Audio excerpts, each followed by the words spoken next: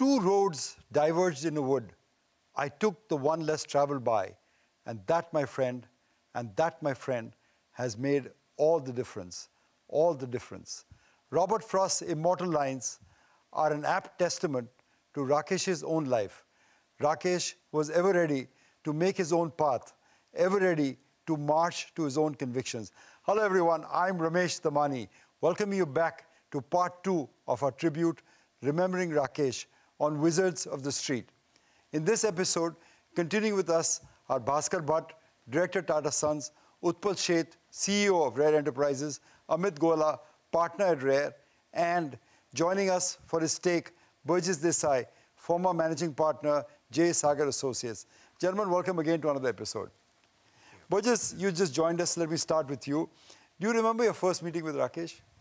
Yes, I do. Talk to us about it. Sometime in the mid-90s, there was a company called Praj, of which we all heard of, in which one of the substantial shareholders wanted to divest his equity. And that was the occasion on which I met him first time. And he said that it is overvalued, the price which the shareholder was asking for. And I said, okay, look, this is a company which is on a rock-solid foundation, and I can vouch for its integrity and the commitment of the vision of the promoters. So he says, Babaji, you don't give me lessons on how to value stocks. And then within 15-20 minutes, he said, I'm going to go by what you say, much against my discretion, and I'm going to buy it. So he, if you take into account all the corporate actions which took place over the years, I think it was worth about, at 9 rupees he bought the stock. Right. Another of his legendary investment. But yes. Just from what I understand, you didn't bond over that, you bonded over horse racing. You both bet on stocks called Sensex and Nifty, is that right? That horse racing came much later, several years later. And it was, I very unwittingly had to get into horse breeding because of some distress sale made by a friend, although I knew very little about horses. And after about 5 or 6 years, Rakesh was introduced by some other friends to horse racing. And then he said that, why don't we own some good horses together? So we bought a horse which was named Sensex. Sensex and Nifty, I hear. So Nifty won several races, and Sensex didn't run at all. And there was another horse which was very cheap, and which went on to win against all odds the Hyderabad Derby. It was very appropriately called Mahateji. Mahateji, right. That's the long shot that Rakesh always bets on. Berjis, you talked about Praj Industries, and I know you're part of several other deals with him. Rakesh had this unique ability to sniff out promoters. Yes. What was his smell test? So I said, apart from all the usual due diligence and various other things, I think he had a very natural instinct. You know, I would like to compare it to rather sort of flippantly to trained pigs being made to pick up truffles from the ground. So he had really a nose for the promoter.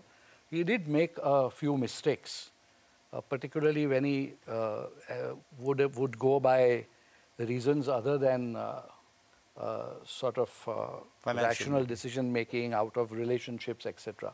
But he was quick to admit them. But he had a very uncanny sense of knowing who's going to do what. And he had a very keen and a detailed eye. I have seen so many promoters very uncomfortably squirm when he reminded them what they had said at the time of investing.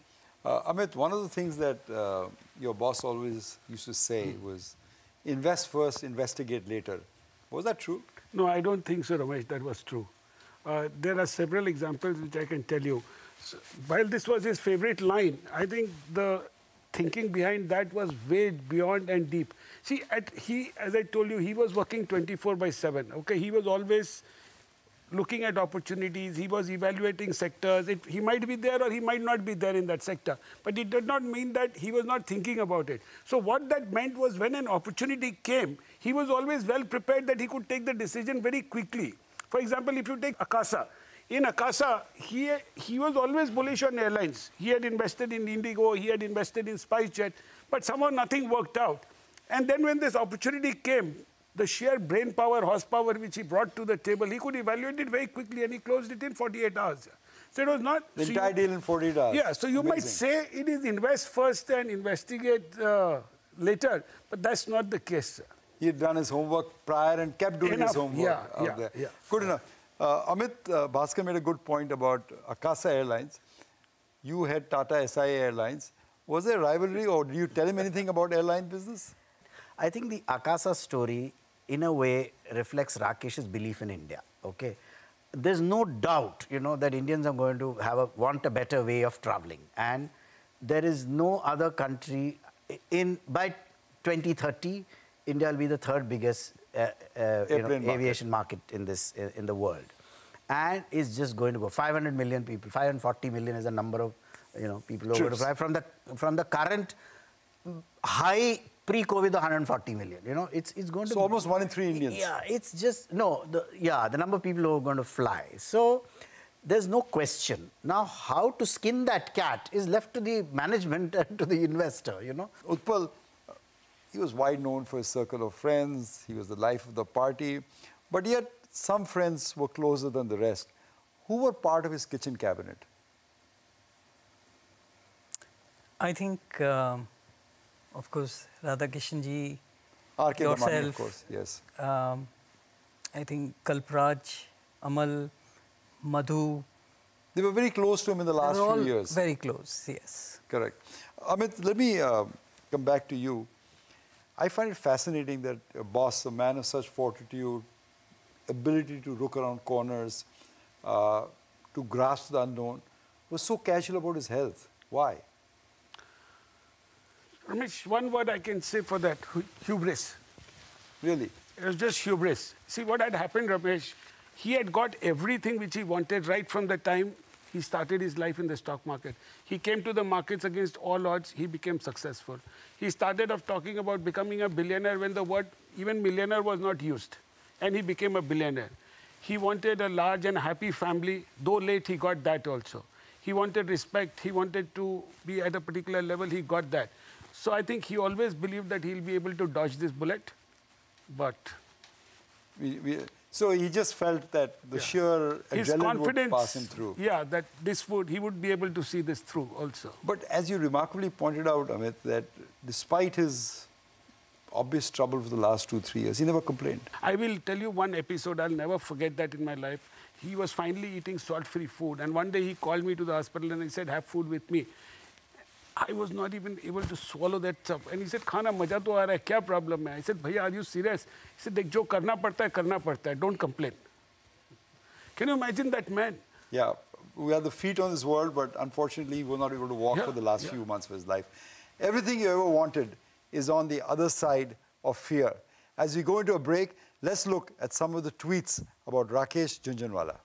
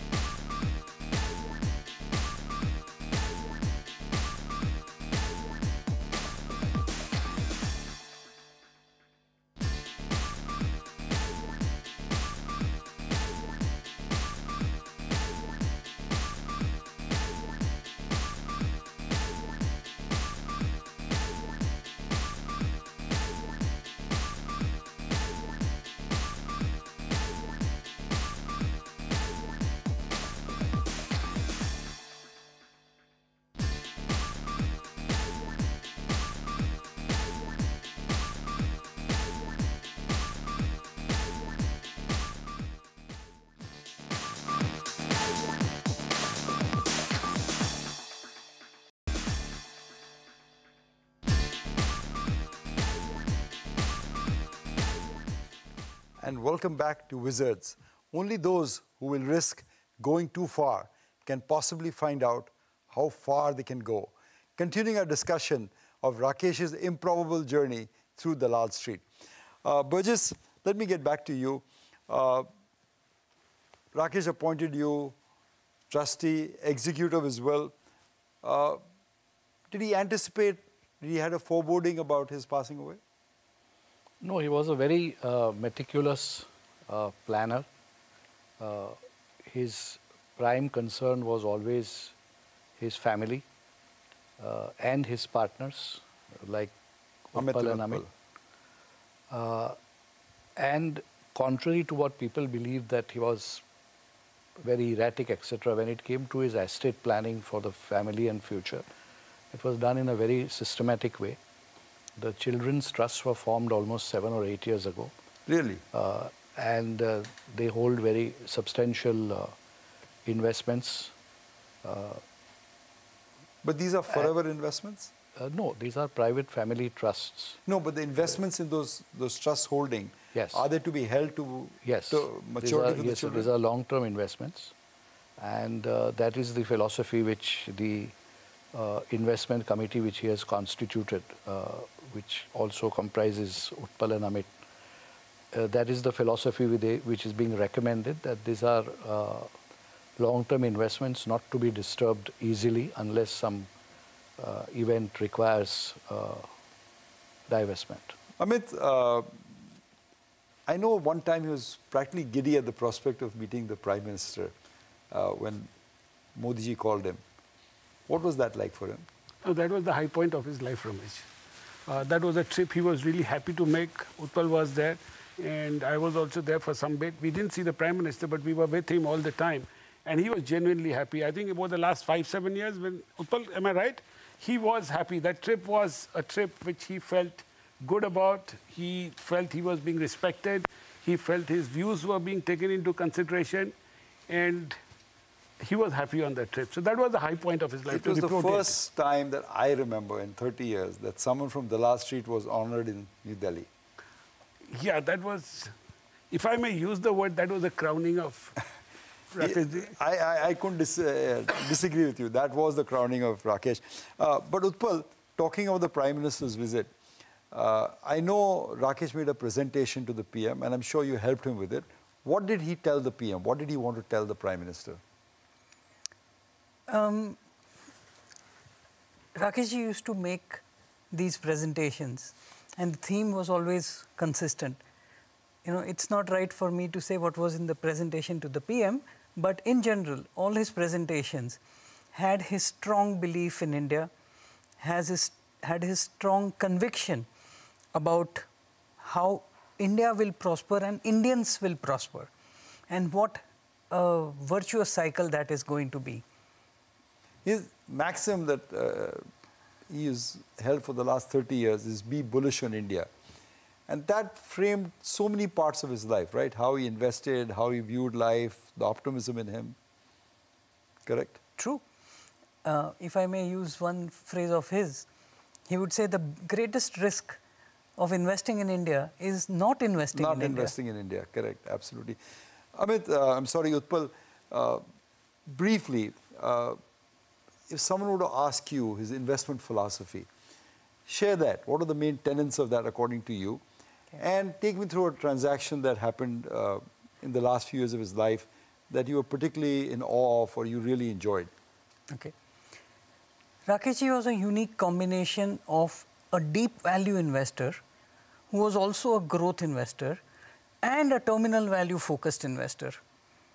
I have not seen any other investor who combined all three. Marries those two. That was Jakes was saying in the earlier episode, yes. Yes.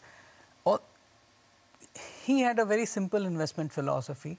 He would look for the size of the opportunity, the competitive edge that the company had, the quality of the management team, the scalability and operating leverage, and lastly, the divergence between price and value. But he could filter all of these variables in his mind. And make it look easy, actually. So quickly. He was so quick at decision making. It was amazing. Bhaskar, you also knew the investment professional Rakesh, you also knew his family over time. If I would ask you, when his children were young, when children are young, and when they grow up, they ask you, what kind of person was my dad? What would you tell them? Only one phrase I would use. Everybody knows him as an investor in companies. I felt he was an investor in human beings. The human quality of the man is not well. I know it from very, very personal, interactions. Therefore, even as Utpal was saying, he could, assess people very quickly. And in Titan, frankly, the first thing he said was, when I walked into his office and I saw the people, I felt like investing in this place, And at that time, watches was the bigger business, and he had great faith in the watch business. Forget about the jewelry business. Jewelry business, yeah. So it was the combination of what he smelt in the place, perhaps, and what he saw in the people, and some interaction with me. So that the intuitive investor is what I would say, but investment in people rather than only in the company. Utpal, Amit, I'll ask both of you this final question. You are custodians of his legacy. You're both his partners. What is the most important learning that you both have, and what was the legacy that you think you need to promote? Amit, I'll start with you. So we've discussed Rakesh ji for the last hour or so, and we all know what he has done. His legacy is like just status quo, maintain what he has done. We need to, his kids are young, his family is young, we need to make sure that they are taken care of, things are done. We don't mess around in any way, keep it very straight, keep it very simple, and steady as she goes, yeah. What I've learned from him is your patience may be tested, but your conviction will be rewarded. And I think the belief that he had in Indian entrepreneurs and management team, I think is his greatest legacy. And is being vindicated, as you say. Berjis, I'll give you the last word. You wrote a very nice obituary for him, which I read, and you said in that you're willing to bet, even in heaven, he's not still, he's creating a rumpus. Is that true? I think he was possessed by some kind of an extraterrestrial energy, which was, I mean, how can anybody be so much of a flush of adrenaline 24/7? And despite such bouts of ill health, particularly in the last 2 or 3 years, where so much pain, so much discomfort, I mean, bound towards a wheelchair, but his mind, the optimism, the innate optimism, always shown through, and his love for India, that India is going to be having the greatest bull run in the next 10 years, which he said in the last 3 months. So I think... you're right, Berjis. When you say that, he would have almost stars in his eyes. Yes. But let's move on. We've had a nice, serious discussion about the life and legacy of a friend of all of us and one of the great icons of the Indian capital markets. Let's do a rapid fire, okay? Let's see what answers you guys come out with, okay? So I'll start with Utpal. No-brainer. His favorite stock of all time? Titan? Yes, we knew that. So I won't even go around the table. But I'll start with you again. A maxim you remember him the most for? Your first loss is your best loss. Okay. Did you hear any of his maxims, Bhaskar? Yes, I did. When something came in the papers about a raid on his... and I was still MD and I was very worried. I called him. He said, this was in Hindi, he said, look, I'm a diamond in a sack of coal. The image of this investing world. Right. I'm still a broker. I'll always be a broker. So I'm happy this has happened because I will come out clean. So I'm the diamond in that. Fearless. Amit, what is your favorite maxim? A phrase that I can't pronounce it fully, like... Badare levanu, gatare bechwanu. That one. Which means buy on strength, sell on weakness. Don't try and bargain hunt out there. Did you hear any of his maxims, Berjis? Not really, but he always used to say, what prediction does Ganesh ji have for me? Okay, good enough. His favorite Bollywood movie or song? Name one. Meri Zora Jabi. From the film Waqt with Balraj Sahni. me. You used to sing with him, I know that. He said this was the national anthem of India at that time. That Amitabh Bachchan, his son, what is it called? Bunty or Bubbly. That song from Bunty or Kajra. Lovely. Amit, you have any memories of film? Song? Same. We actually danced in your house to that song. That was the last Burgess, famous video. you shared horses, you shared a celluloid after a love? few drinks, he always used to sing this song, Maine pi sharab, tune kya kiya, aadmi ka khoon. Burgess, his best quality? I think his quick-fire ability to apologize after one of his famous violent outbursts. And his worst quality? Not looking after his health. Amit? Compassion, best, and worst was like he didn't look after himself. Bhaskar? His human quality of understanding and instinct, and his worst quality, same, not looking after himself. Hell, that's almost unanimous. I guess you also agree with the worst. What would you say his best quality is, Utpal? I think judging people and sustaining relationships. Can you give me a global investor, Utpal, or a promoter whom he admired? He admired George Soros tremendously, and I think the marquee trade of $1 billion betting against the pound sterling, there were so many lessons from that he learned and talked about. One quote I would use here is, it doesn't matter how many times you are right and how many times you are wrong. How much money you make when you're right, absolutely. Bhaskar, what about you? Any investor or promoter that he told you he admired? Quite unequivocally a big admirer of the Tata Group. And whether it was Mr. Ratan Tata or current chairman Chandra, he would have unabashed admirer, and it was always not for the investment return, but for the values of the group, and he would repeatedly talk about it. I don't know about investor promoter, but a politician I know he deeply admires was Winston Churchill. Yeah. Amit, anyone comes to mind? Other than George Soros, it's Mark Faber.